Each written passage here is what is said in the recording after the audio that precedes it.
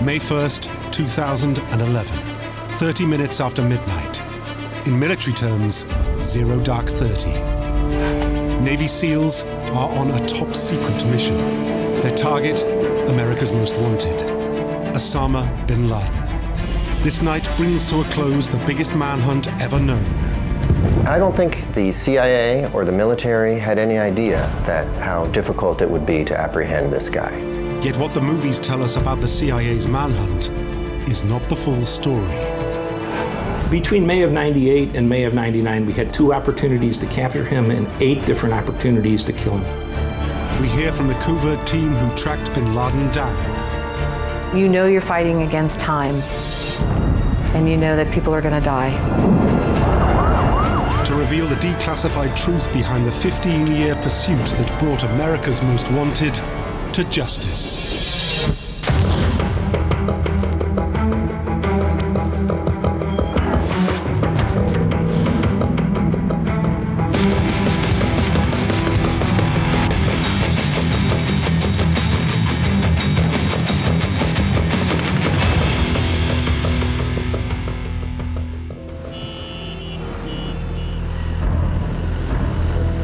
A Friday morning in New York. Thousands of people are downtown. But this is a day unlike any other. Because the hunt for the world's most wanted man begins now. Terrorists attack the World Trade Center. We heard a tremendous explosion. The entire building shook. But this is not 9/11. It's 8 years earlier. A 1,500-pound truck bomb rips a 100-foot hole through 4 levels of World Trade Center Tower 1. The blast is designed to topple one 110-story tower into the other, potentially killing tens of thousands of people. It has failed. But 6 are dead, and the injured number more than 1,000. At first, no one has any idea who could have executed such an attack. Years of investigation reveal those responsible are from a terrorist organization called Al-Qaeda. Little is known about them. This is their very first strike outside a Muslim nation. It helped to put Al-Qaeda on the map.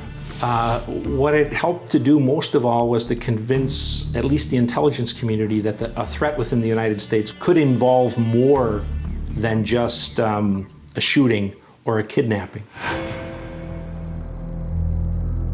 At the CIA, an order comes in from President Clinton. Find out everything there is to know about this new terror group. Senior analyst Mike Scheuer is instructed to head up a small team dedicated to the task. I was fortunate enough to be appointed the chief in late 1995, and we set up and began operations in December of 1995. Scheuer assigns his new unit a code name, Alec Station, named after his then 2-year-old son. Alec Station is a first, unlike any other unit in the CIA, because it's dedicated to just one single mission: tracking down a man they suspect is Al-Qaeda's leader, Osama bin Laden. It was a very different organization. It was the first time we were set up with a significant amount of manpower and funding to look at one person. The team sets up at the CIA headquarters. Scheuer's recruitment ad has unexpected results. It was women who came forward to be interviewed who applied for the jobs. Even when we were very small, when we had 10 or 12 people, probably 7 or 8 of them were women. Cindy Storer, an expert on Afghanistan, works with Alec Station from the very beginning. I was the communication with the policymakers, including the president, about what's going on in the world that relates to terrorism. The idea of the Counterterrorist Center was that your analysts and your operations officers being in the same place, having access to the same information, literally being able to talk over the cubicles to each other. So there was a lot of synergy. Very quickly, Shoya's close-knit female team builds a special rapport. We got very close. I mean, these are my sisters in arms. On the inside, they earn the nickname, the Sisterhood, and a reputation for excellence. Women were extraordinary. It's only half jokingly. Usually I say, you know, if I could have, I would have put a sign up that said, "No men need apply." From the very beginning, the CIA's mission was clear. Understand bin Laden and decide if he's a real threat to the United States. They start by methodically trawling the CIA's existing database. Very quickly, a picture unfolds. We found out we had a great deal of information, particularly about bin Laden's family and its influence within Saudi Arabia and its economic power and geographic reach. The database reveals bin Laden is the son of a Saudi billionaire. But then at the age of 22, something happens that shapes his future.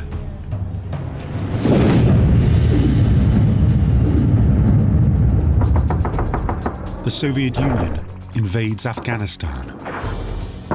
Like thousands of young Muslim men, Osama bin Laden travels across the globe to support the Afghan Mujahideen freedom fighters. He showed up as sort of the representative of his very, very wealthy family, visiting clinics, visiting wounded Mujahideen, writing checks for their families. It's the height of the Cold War, and America and the Mujahideen share a common enemy. We didn't pay an extraordinary amount of attention to him because he was on the side of the angels at that time. He was killing Soviets. But then Alec Station's Sisterhood uncovers something alarming. Bin Laden is not like most Afghan freedom fighters. He's gaining his own followers and taking things a step further. There's this group of Arabs out there, and they're not like the rest of the Afghan resistance. You know, if you go down this road and you're not welcome there, they shoot before they ask questions. They attack aid workers. And then you start to hear these stories about who's involved. Well, bin Laden's there. Declassified documents reveal that from around 1985, bin Laden goes from freedom fighter to terrorist. He begins to fund terror cells in Egypt, Saudi Arabia, and Pakistan. By 1993, he funds New York's World Trade Center bomb and is thrown out of both Saudi Arabia and the Sudan. In 1996, the Sisterhood trace him to Afghanistan. Here, he pairs up with an extremist regime, the Taliban. They support his radical views and provide a safe haven for his terrorist funding operations. But the question was he just the financier, or was he involved operationally? In less than a year, the Alec Station team would find out. They have some extraordinarily good luck. What they call a walk-in, an insider from a training camp in Sudan, simply walks into the American embassy, ready to talk. He turned out to be an extraordinarily important individual in telling us about how Al-Qaeda was organized, how it was financed, how it acquired weaponry, that it was looking for biological and nuclear types of weapons. What the walk-in tells them moves Osama bin Laden beyond financier. He's instigating missions of his own, organizing training regimes and writing handbooks for bombings and assassinations. He's selecting teams to plant bombs on planes, even to crash small aircraft into the CIA's own headquarters. And it's bin Laden himself who comes up with the name Al-Qaeda, Arabic for the base. Calling it Al-Qaeda in a way, I mean, indicative of his sort of ambition. He calls it, this is the base, this is an organization.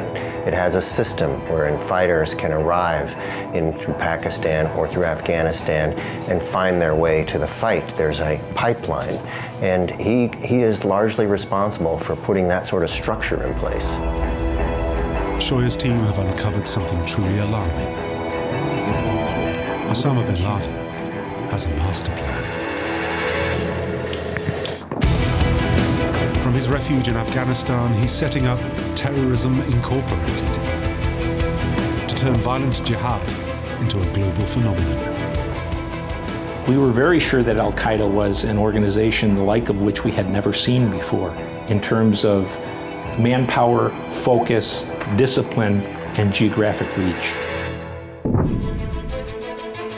Then, as if to leave no doubt, in August 1996, 5 years before 9/11, bin Laden officially declares war on America. It was not rocket science to figure out that this man was deadly serious. He was telling us, we're coming after you. We knew they were planning a big attack, but we didn't know where, what, or where. Alec Station decides they have to make the first move. And in May 1998, an opportunity arrives. The Sisterhood team gains reliable intelligence on Osama bin Laden's whereabouts. They prepare a plan to capture him.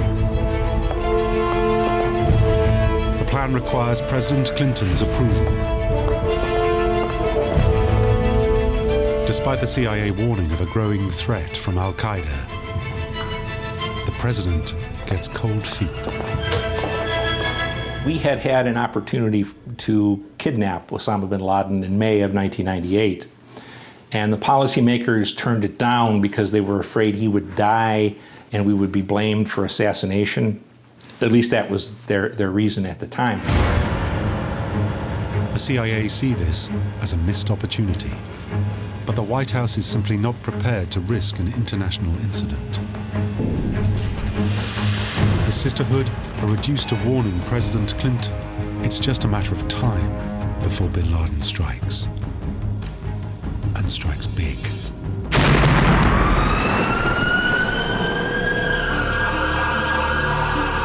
Suicide bombers drive a 2,000-pound truck bomb into the American embassy. 212 people are dead. Around 4,000 wounded are trapped within the rubble.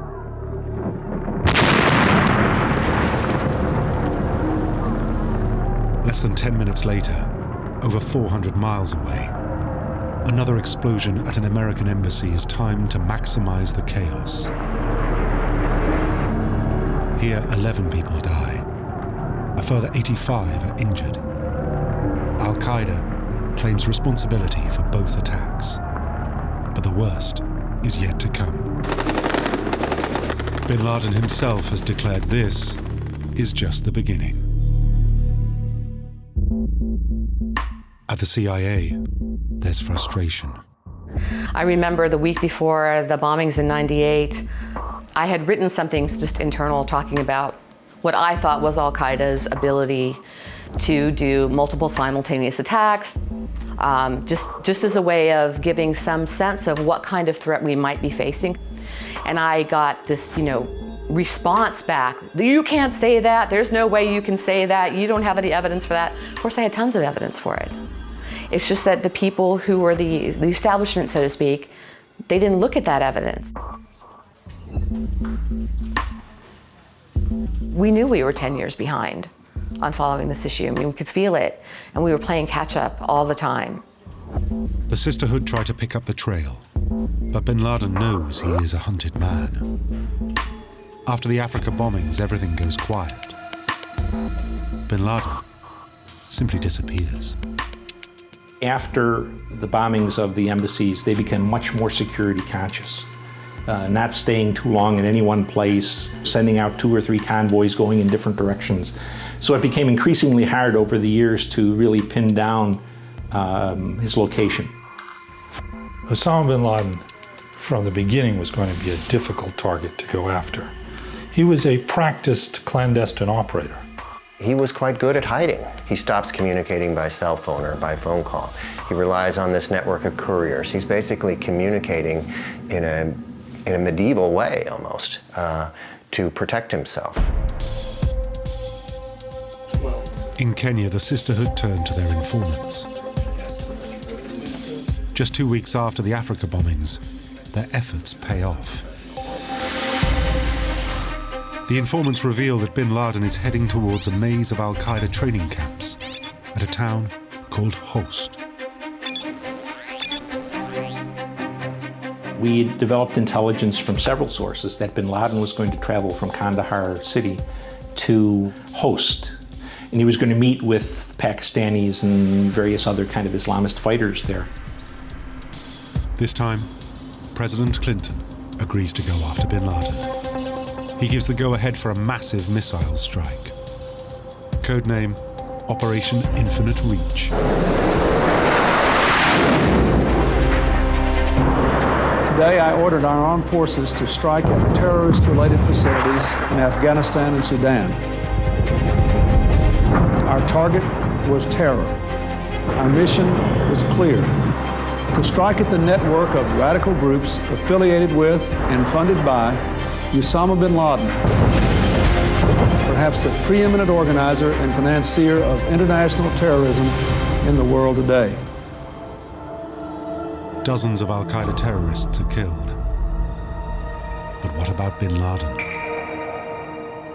As it turned out, the information we had was good, but bin Laden at the last moment decided to go to Kabul, and we, of course, missed him. To the CIA, it's a huge blow. And it takes another 9 months before Shoya's Sisterhood team can pick up bin Laden's trail again. This time, the intelligence on his location is much more precise.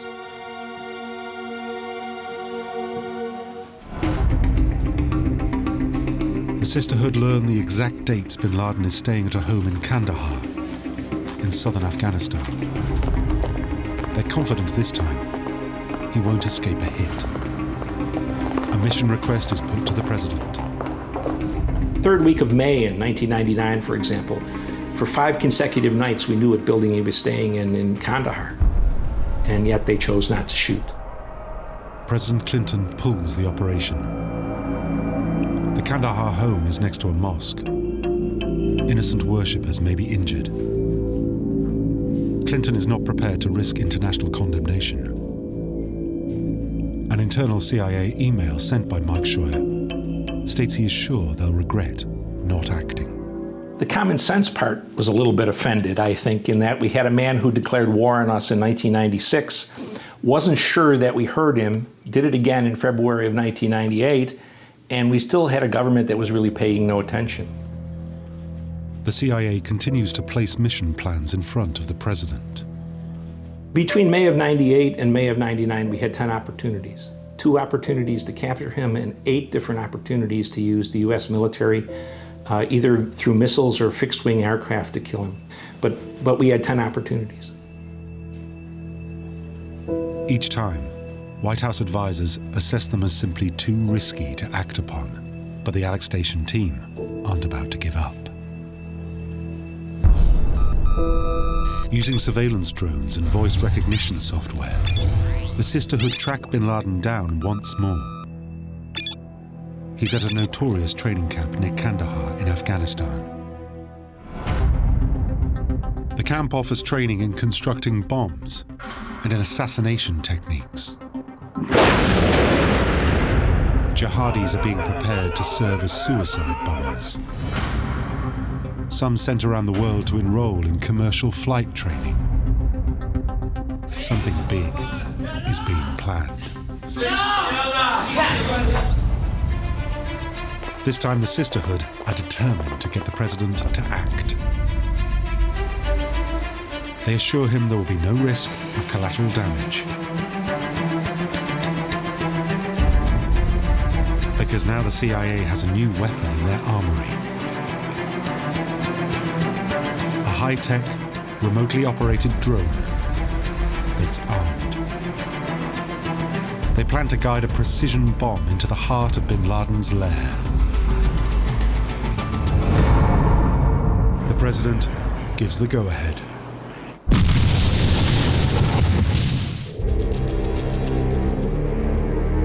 But it's winter, and the weather is now so hostile in Afghanistan that the operation must be put on hold until spring.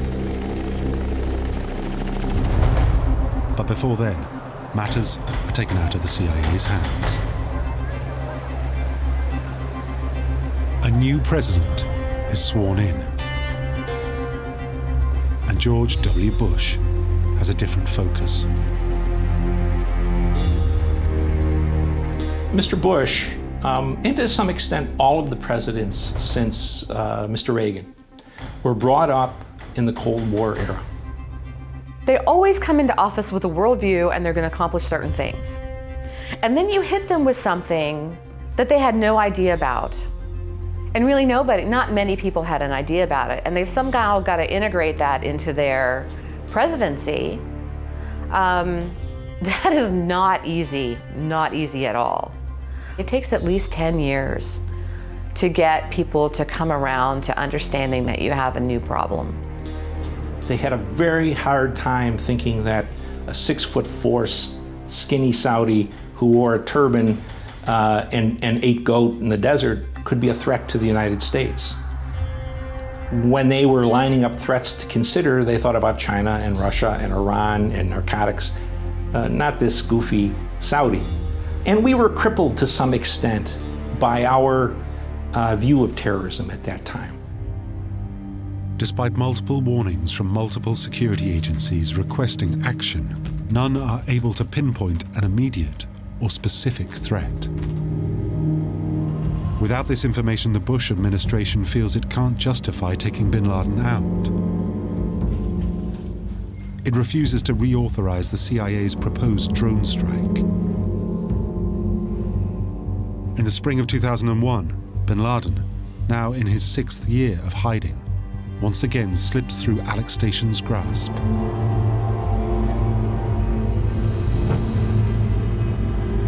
As the tone of the intelligence chatter the team is monitoring takes a dramatic turn.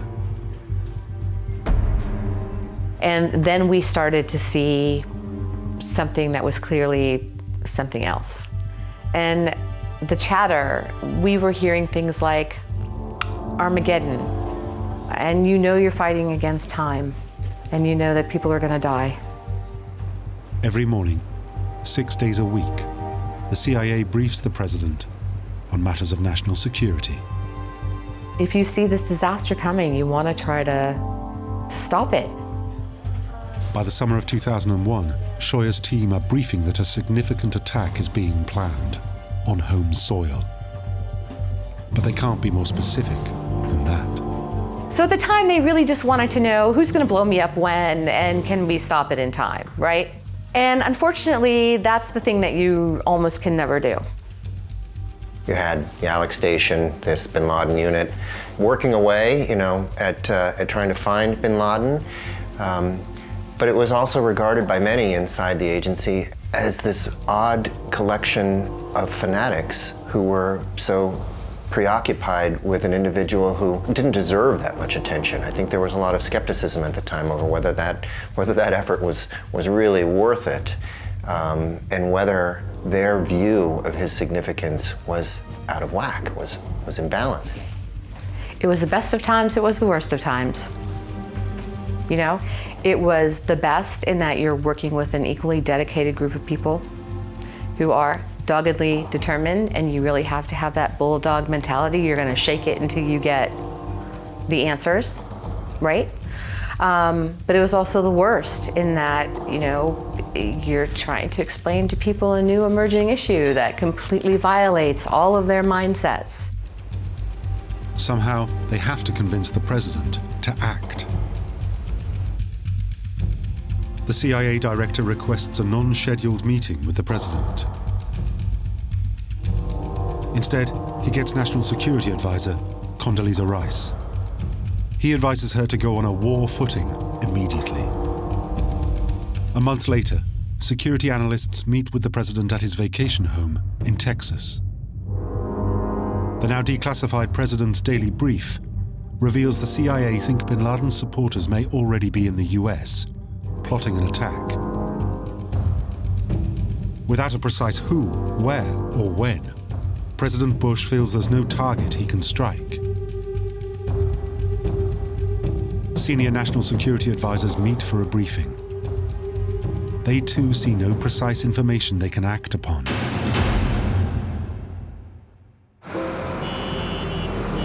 It's a Tuesday morning in New York. Thousands are working, visiting, shopping at the jewel and the crown of the business district, the World Trade Center.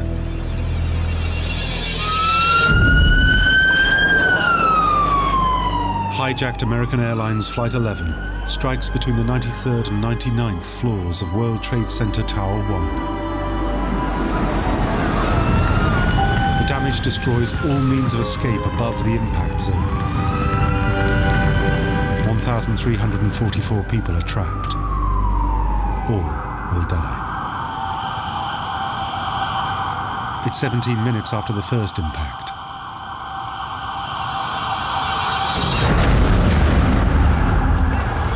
The second plane strikes the south tower between the 77th and 85th floors.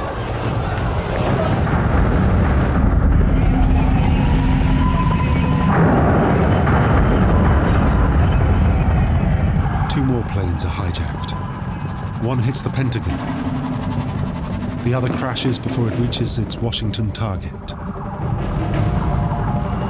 In under an hour, nearly 3,000 people are dead. It's the worst terrorist atrocity in US history, and the kind of tragedy the CIA have been warning of since the manhunt began.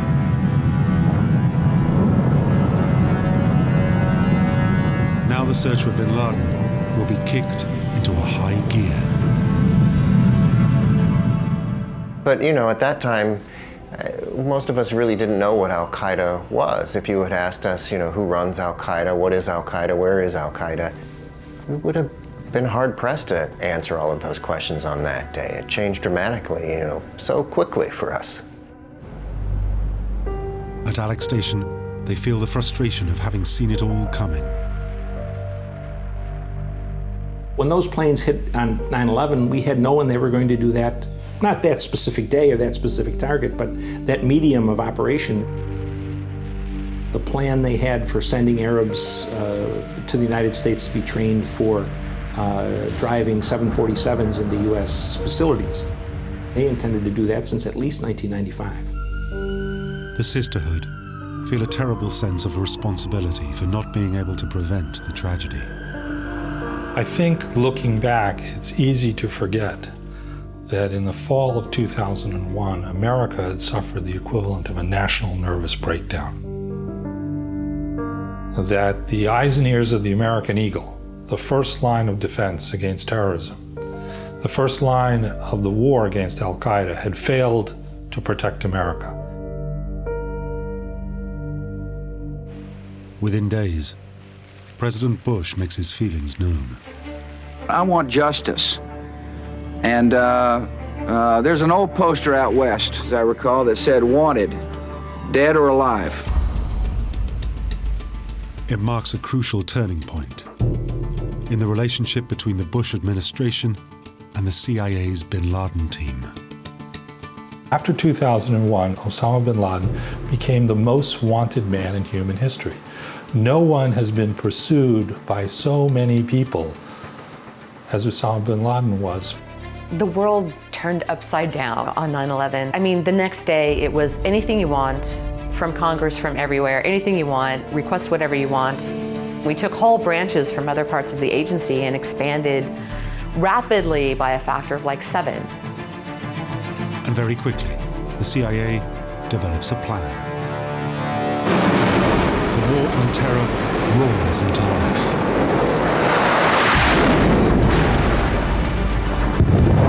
Operation Enduring Freedom is the invasion of Afghanistan. The aim, to overthrow the Taliban regime and flush out Osama bin Laden. It's the first time in American history a war has been launched explicitly to take down a terrorist organization. At the vanguard of the fight, with the Special Forces, are highly trained covert CIA operatives. As bin Laden's supporters, the Taliban, fall, undercover CIA agents intercept communications. Bin Laden is traced to the remote caves of Tora Bora along Afghanistan's mountainous eastern border.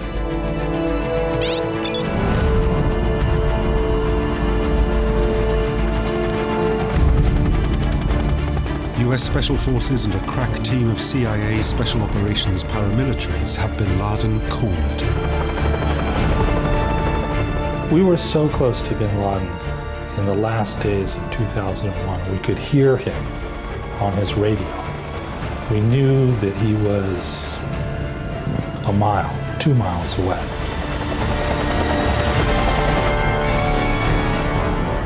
But the US military takes a strategic decision. An act of diplomacy. They allow their Afghan allies to take the lead in capturing bin Laden and hand over responsibility to 2 local commanders. It's a move the CIA's Alec Station warns against. We did the traces on the names of the Afghan commanders for our people who were in the field, and we found out that both of them had fought alongside of Osama bin Laden against the Soviets. So what we did was say simply to the military, here's the guys you picked, here's their records, here's their associations, they're not going to do what you want. The CIA is proved right. The Afghan commanders allow Osama bin Laden to disappear across the lawless border with Pakistan. We didn't know whether this man was in Pakistan or Pennsylvania. He was gone, missing in action. I don't think the CIA or the military had any idea that how difficult it would be to apprehend this guy. With bin Laden on the run, the White House begins to shift priorities. Resources are diverted to the war looming in Iraq and away from the hunt for bin Laden. President Bush would start to talk about, well, wherever he is, he's on the run, he's hiding in a cave, he doesn't matter. Which wasn't true. Of course he mattered. After 2001 was we took our eye off the ball. We began chasing other bad guys in another desert in Iraq and didn't give the priority we needed to the hunt for Osama bin Laden. For the CIA's Sisterhood, the next few years are the lost years. Bin Laden is now so skilled in tradecraft that there are few good leads. He even taunts the CIA, releasing video recordings from mystery locations. With little new progress, in late 2005, the CIA closes down Alec Station altogether. There were a lot of knives out for it organizationally, that it was a source of heartburn for a lot of traditional people. And frankly, it offended a lot of the old boys that so many women were involved.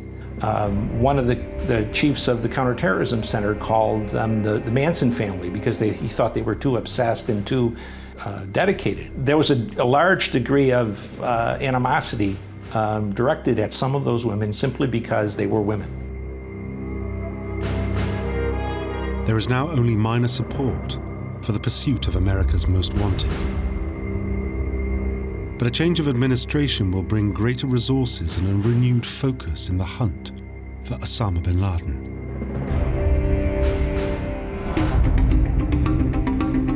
The CIA's director receives a memo from the new president, Barack Obama. Bring Osama bin Laden to justice. From the day he came into office, in January 2009, he told his national security team, and especially his director of Central Intelligence, Leon Panetta, your most important responsibility is to find Osama bin Laden and either capture or kill him. The CIA assembles a team of experts, many other women of the original Sisterhood. They dust off the files and get to work. They start by reanalyzing why they'd been unsuccessful in tracking him down before. They realize they can't trace bin Laden's phone conversations or emails because he had abandoned all electronic communication. But then, the CIA team have a breakthrough. What if they can turn bin Laden's strength into his weakness? We knew he didn't communicate electronically, therefore he had to have a courier. And if you started to figure out who that courier might be and look around the people who'd been with bin Laden all his life and who were still alive, then you narrowed it down to a relatively small number of potential figures. The team has a mission. To find bin Laden, they have to first identify his courier, then track him down. In Afghanistan, CIA operatives interview every potential source of information in their custody. At top-secret black sites the world over, they interrogate every high-value prisoner.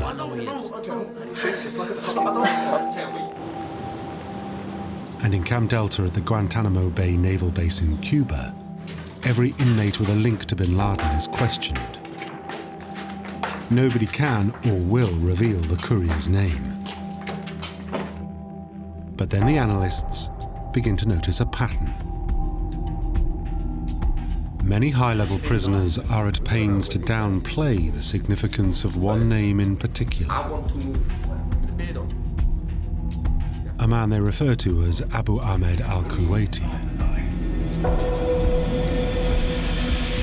The CIA begins to think the prisoners are downplaying this man for a reason. Perhaps al-Kuwaiti is highly significant after all.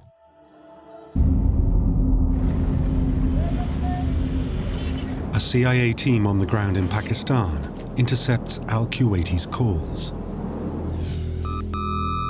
They track him to a small town of Abbottabad, home to an elite Pakistani military academy, and just 30 miles north of the capital, Islamabad. It was a relatively simple matter of following him until sooner or later you began to detect a pattern of behavior. Al-Kuwaiti's behavior patterns are strange. He's behaving like a man who doesn't want to be followed, retracing his steps, using his phone only in certain areas. To the CIA surveillance team, they're classic signs of tradecraft, and exactly how they'd expect bin Laden's courier to act. But they can't tell for sure. The surveillance team have to dig into al-Kuwaiti's past. Local sources confirm that in 2004, al-Kuwaiti buys land on the outskirts of Abbottabad. He commissions an architect to build $1 million two-story compound for a family of 12. It's the sprawling one-acre complex they see him visit. Very high walls, very difficult to see in. But al-Kuwaiti is not wealthy and does not have a large family. And there's more. It had no electrical signature, there was no internet, there was no telephone system. A third story of the building isn't even on the original plans. Its design makes the CIA analysts suspicious. It was self-sufficient, it grew much of its own food, it destroyed its own garbage. It was a safe haven, a sanctuary. To the CIA, the compound's residents were going to extraordinary lengths to hide something. They begin to wonder if the something the residents are hiding is the man the CIA have been tracking for over a decade and a half, Osama bin Laden. The team on the ground also knows the White House won't act without a positive identification of bin Laden. They try every surveillance trick they know to catch a glimpse of the man in the compound, but get nowhere. Even after the CIA followed the couriers to that compound, his security was still so sound that they never got a glimpse of him. And it was mainly because of his willingness, the discipline that he showed in not ever being on the internet and sending messages out, not ever making cell phone calls, not venturing outside this compound. After weeks of round-the-clock surveillance, the CIA's dedication pays off.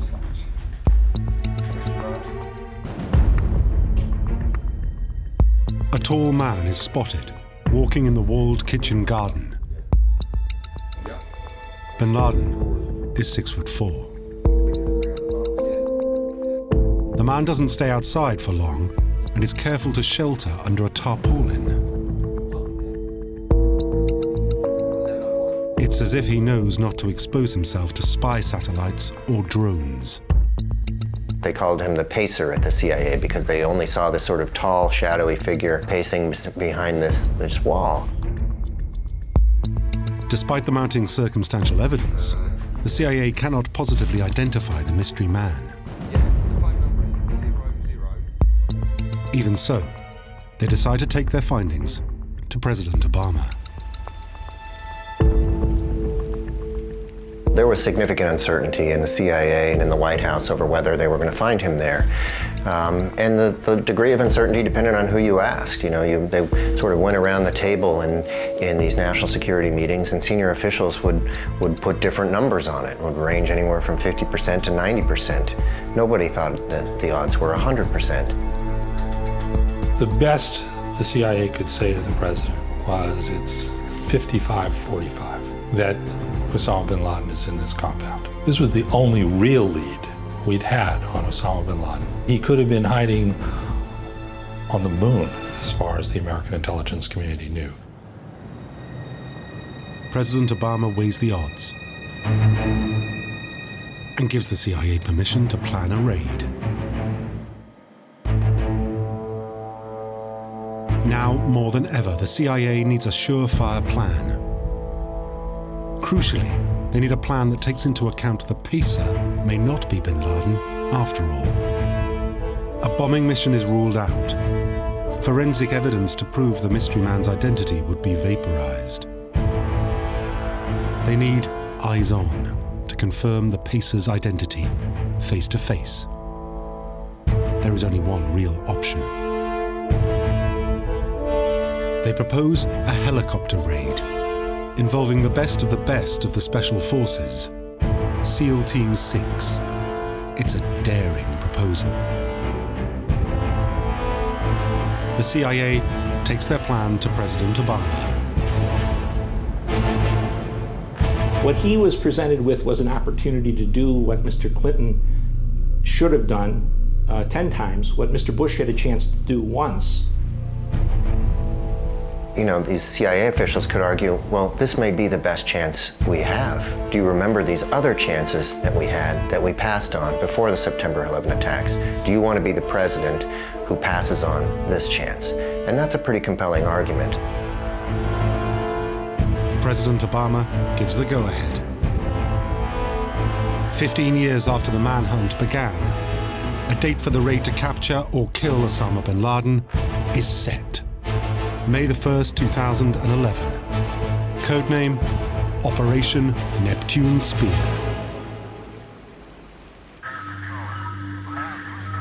Two dozen members of Navy SEAL Team 6 are temporarily transferred to the CIA's command.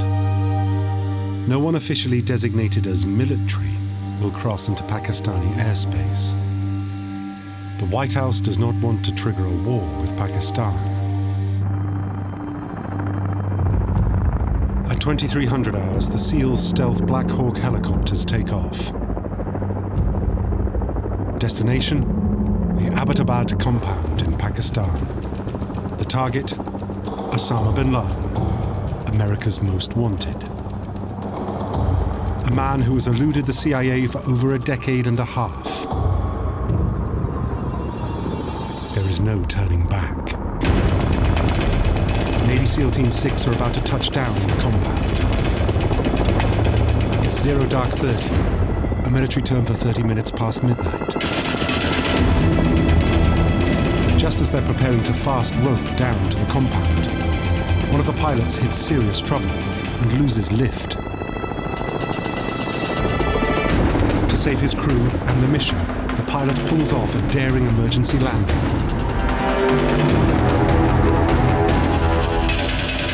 Instantly, the SEALs adapt their mission plan. They storm the compound from the ground. The first SEAL team encounter bin Laden's courier. A second SEAL team find the courier's brother and his wife.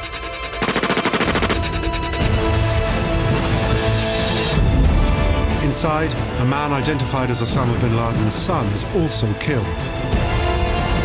On the third floor of the main building, the SEALs encounter the man the CIA call the Pacer.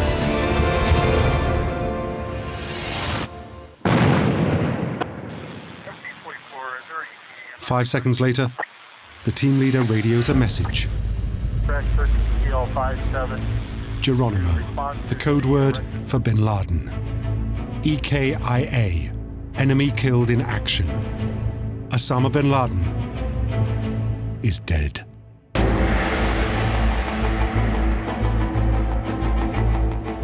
Good evening. Tonight, I can report to the American people and to the world that the United States has conducted an operation that killed Osama bin Laden, the leader of Al-Qaeda, and a terrorist who's responsible for the murder of thousands of innocent men, women, and children. From touchdown to mission completion, the 38 minutes in the Abbottabad compound draws to a close the most extensive and expensive manhunt in history.